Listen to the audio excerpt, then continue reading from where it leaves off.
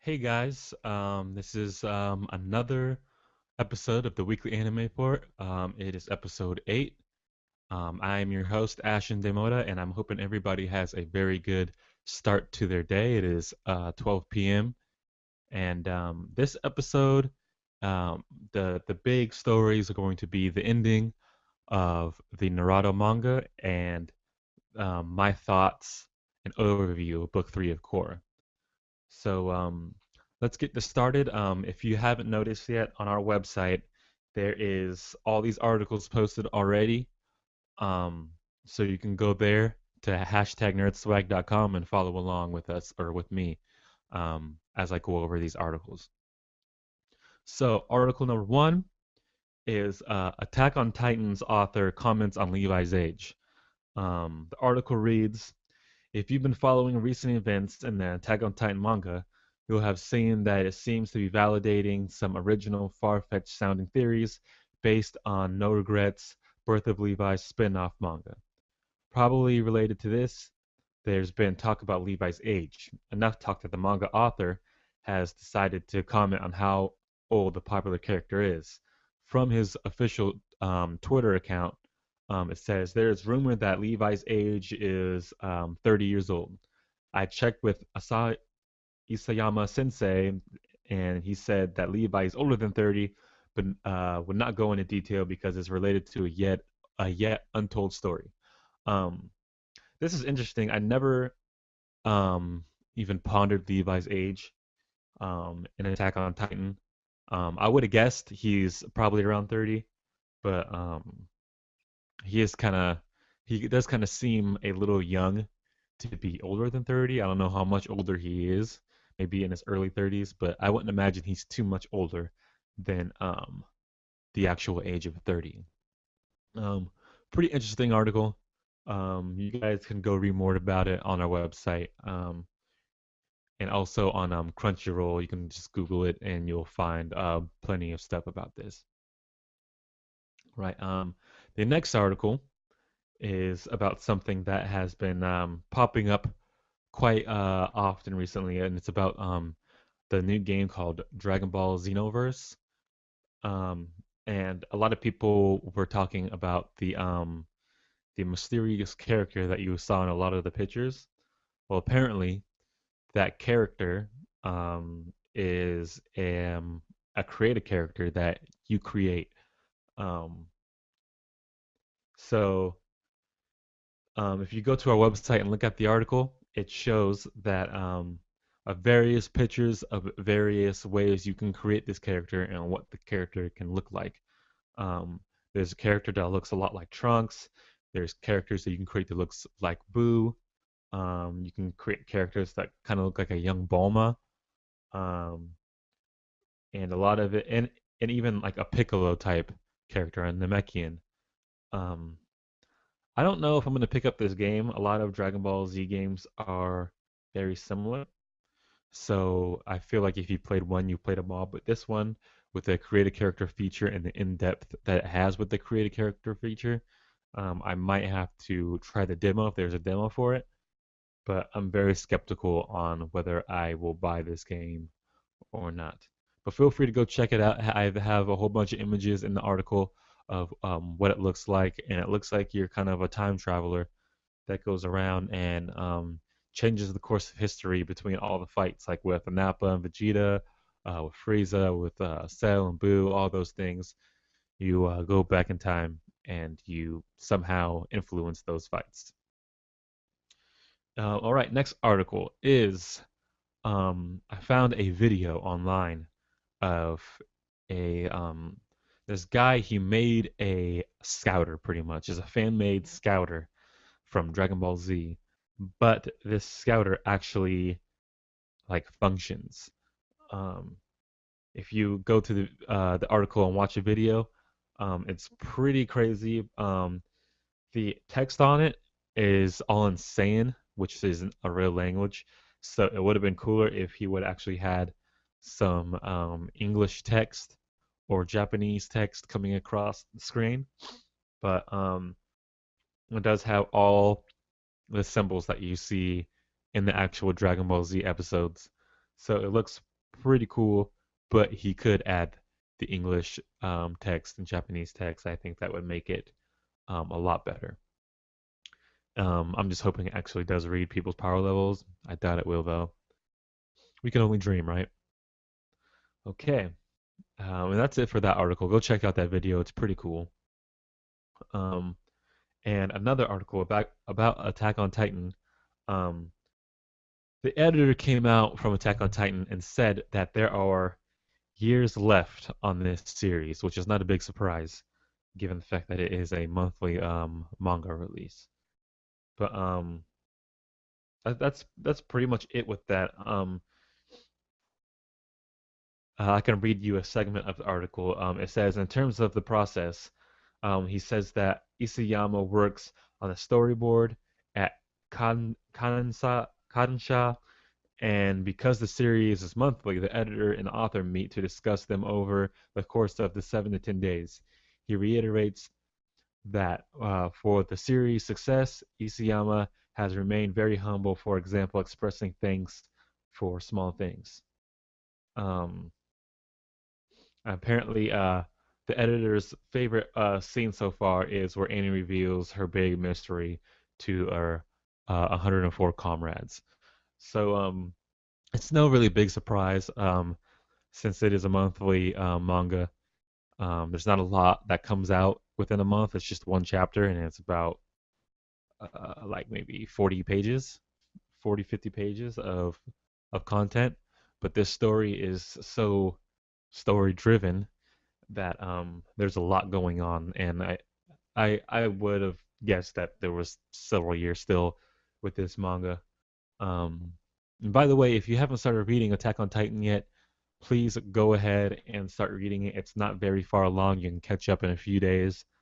Um, I can promise you, you will not be disappointed if you start reading this manga. So you should go do that. um, Need to charge my phone. Um, Other than that, I believe that's it for that article. Um, and lastly, um, there is a trailer, the first trailer for Gundam Build Fighters Try. I've been talking a lot about this manga over the past few months, um, posting information and articles about how this is supposed to come out. And excuse me. Now there is officially a trailer out for it. I myself has not have not had a chance to watch it, but because I just posted this last night. But after this, I plan on watching it. Um, Anything Gundam is usually a pretty good thing, so feel free to go and check that out.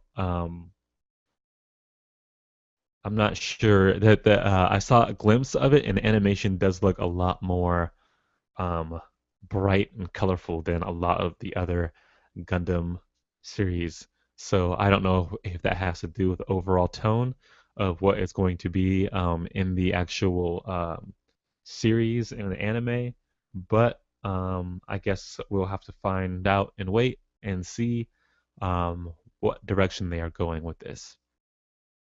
So that is it for the section of news. Now I will be getting into the anime and manga section of our episode, where I will go over um, the anime and manga that have came out in the past week. Um, just to let you guys know, Naruto did not come out last night or today. Apparently, we might be getting it Thursday or Friday, or not even till Monday. So I don't know why. Maybe they skipped this week's chapter and they're coming out with next week's chapter really early, or I don't know. I really don't know what happened with this week's chapter, given the fact that the events that are occurring in there. I was really excited to see what was going to happen in this chapter, but I'll get into that later. Let's start off with the newest episode of Sailor Moon. Um, this episode was all right. It was pretty straightforward.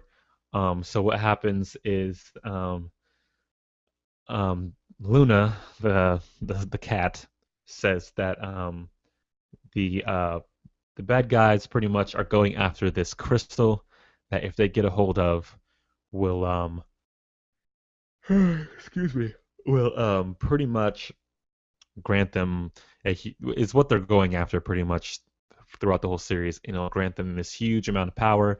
So they have to go to this ball pretty much to find the princess who is guarding the crystal and protect her.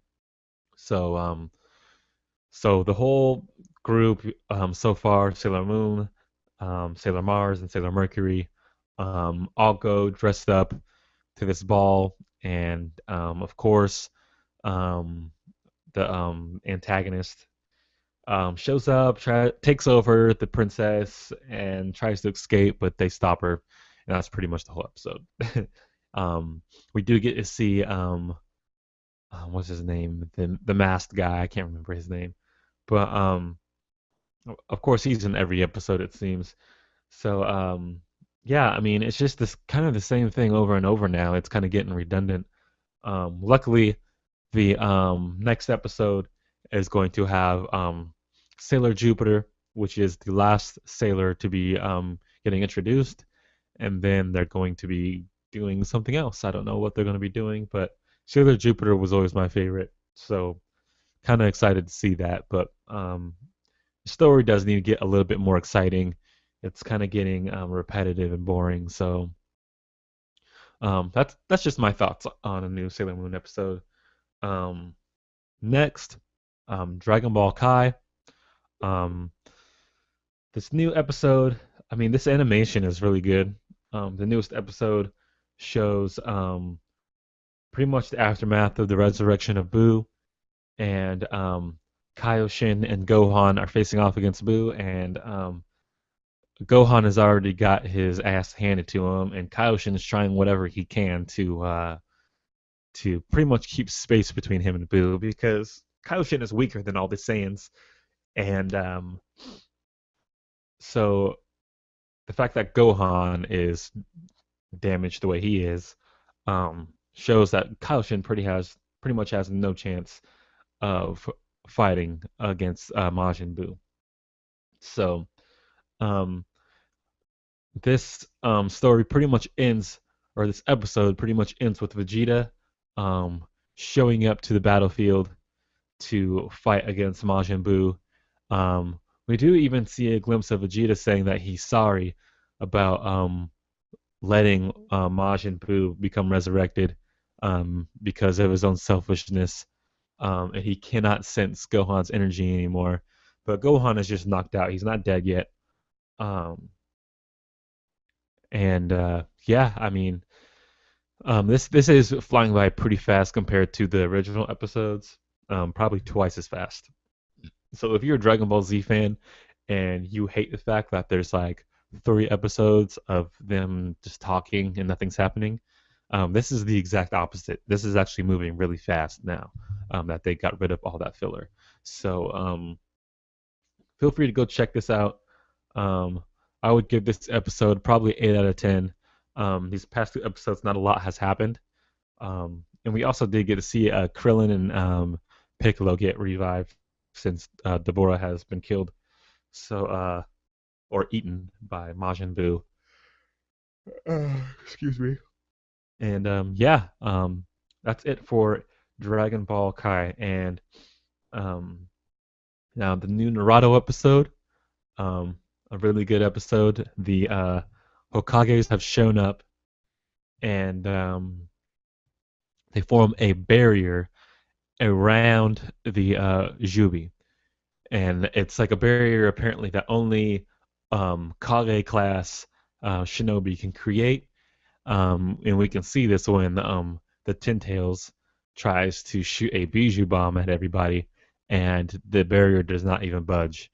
The energy just gets blasted straight out of the top, and so now what is happening is the Ninja Alliance is attacking the Ten Tails, um, and the first Hokage is letting them inside the barrier by splitting himself off and opening up little sections of the barrier so people can get in. Um, and we also got to see Naruto, Sakura, and Sasuke all together in action. Pretty nostalgic. Um, and we also get to see Naruto transform back into his Kyuubi cloak, and we get to see Sasuke use his Inton, his Black Flames. Um, and pretty much Naruto and Sasuke are checking each other out because neither one of them have seen each other in their new modes. So it was a really good episode actually. We get to see Sakura um, have her seal pop up now, the same one Tsunade has, and it makes her super powerful. And the only thing I didn't like about this episode is like the like 7 minutes of flashbacks it gave Sakura. Like that needs to not be in there. We already know about everything. If you're a Naruto fan, you know about all this stuff. So what's the point of showing all this stuff again? Um, there really isn't any point. But um,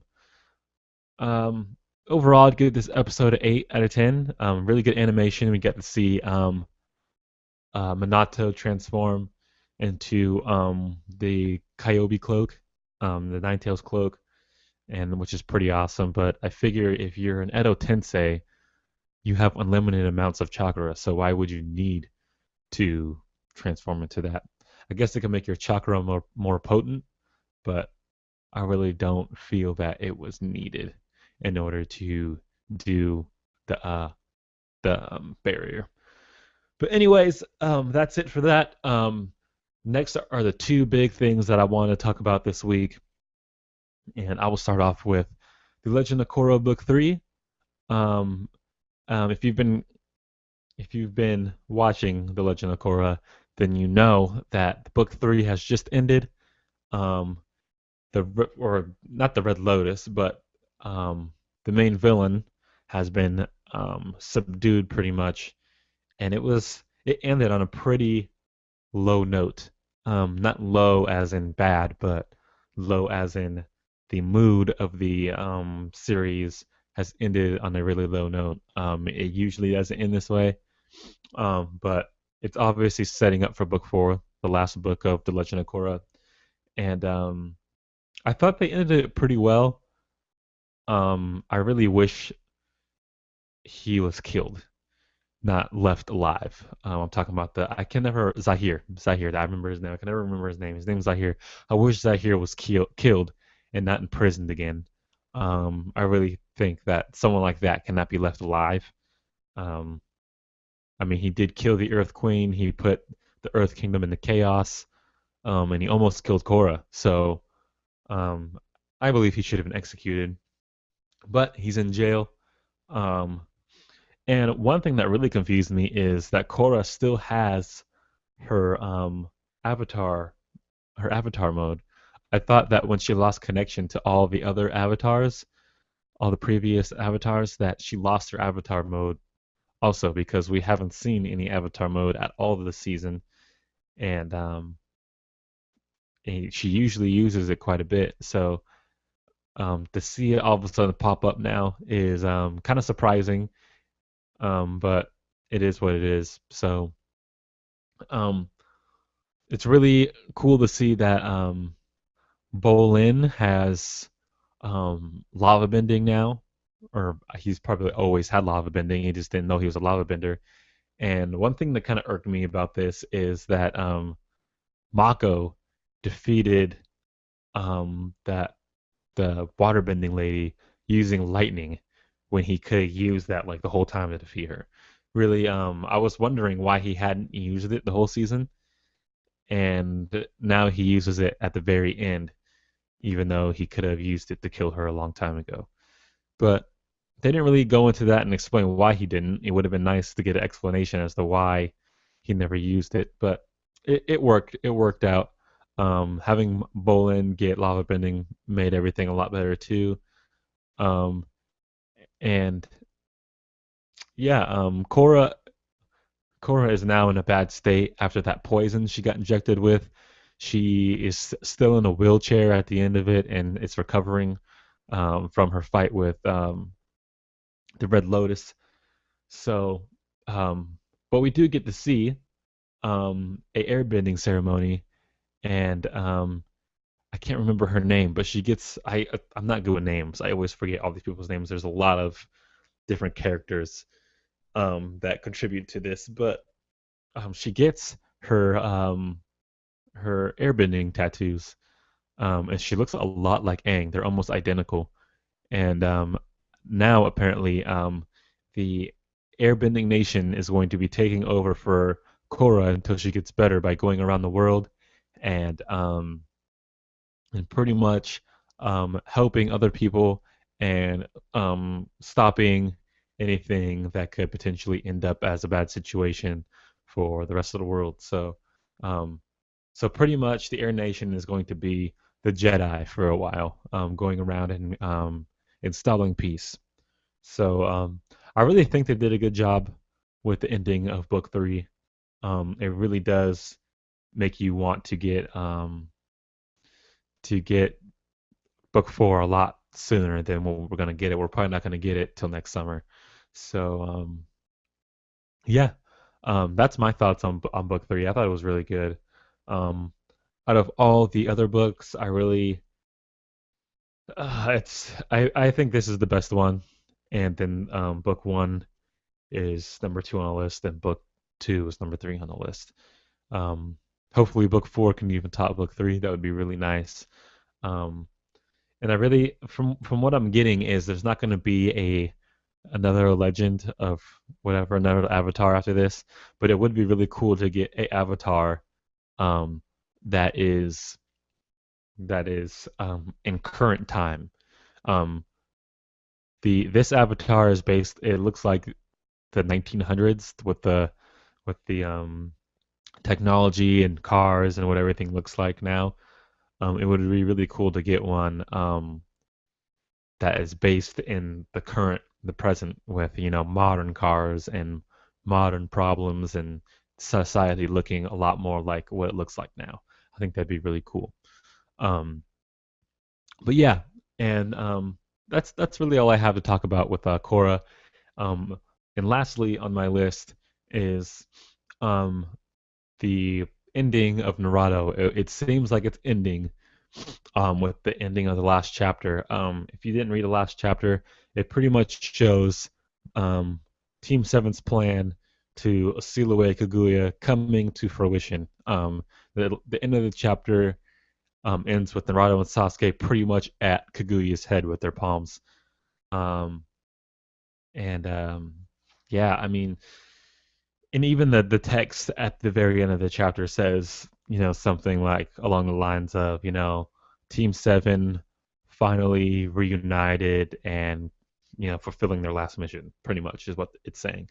So, I mean, I really don't know what's going to happen after this if they do manage to seal Kaguya, but it is there is kind of a question as to whether she's going to get sealed because Hagoromo did show up and he did confront the Kage and he's doing something to the Kage.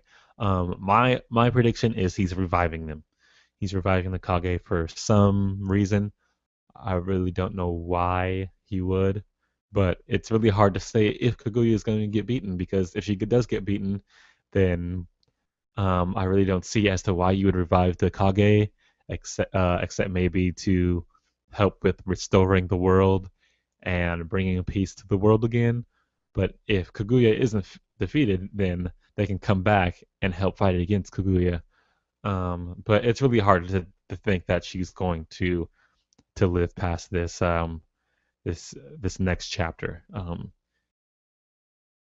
I really don't know, and also I really don't know what they're gonna do with Black Zetsu. I really don't know what you can do with Black Zetsu.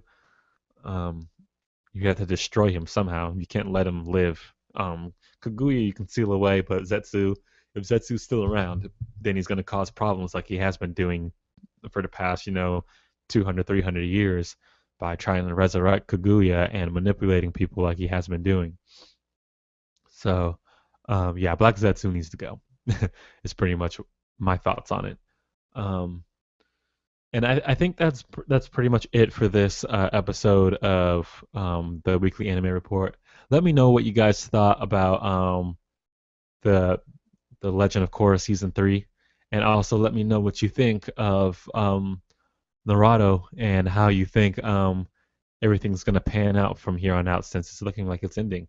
Also, if you guys have any questions or anything, feel free to post in the comment section, and I will get to those questions in next week's video. Um, I hope you guys enjoyed this video. I hope you guys are already subscribed to NerdSwag. If not, please go and subscribe to NerdSwag and check out all of our videos. Um, like this video if you liked it, and feel free to share with your friends all this content that we have on our page because we do have a lot of content coming to our Facebook page, our website, and to our YouTube. So feel free to check all that stuff out at #nerdswag.com. And until next time, you guys, peace.